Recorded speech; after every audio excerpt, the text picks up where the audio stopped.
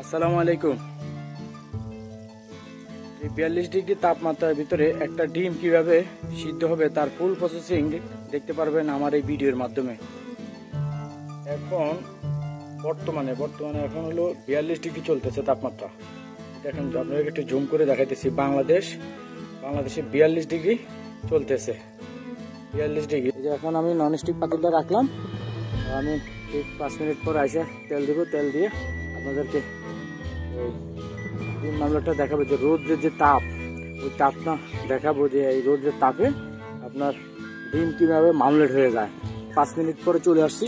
দেখেন এবার আমি ঠিক এই আপনার তেলটা দিয়ে দিচ্ছি।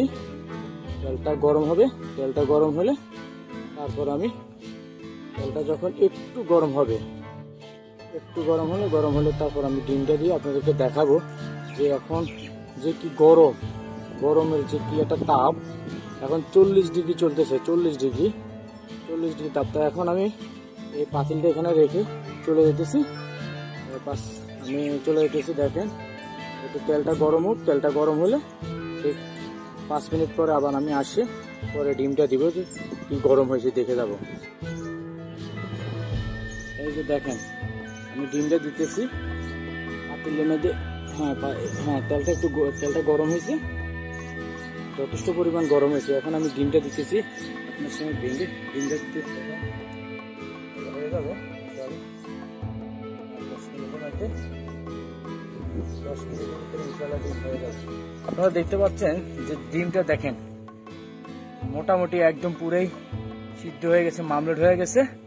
আর সময়টা হলো 10 থেকে 12 মিনিট পর আমরা এসে দেখলাম যে এই অবস্থা। আর আমরা যদি আধা ঘন্টা রাখি তাহলে ডিমটা পুরোপুরি মামলেট হয়ে যাবে। তো আসলে যে রোদ, এটা আসলে ভালো লাগতেছে না নিজের কাছে, এই জন্য আর করতেছি না। হলো আপনার 12টা 41 বাজে। আপনার দেখেন এখন 42 ডিগ্রি চলতেছে। 12টা 41।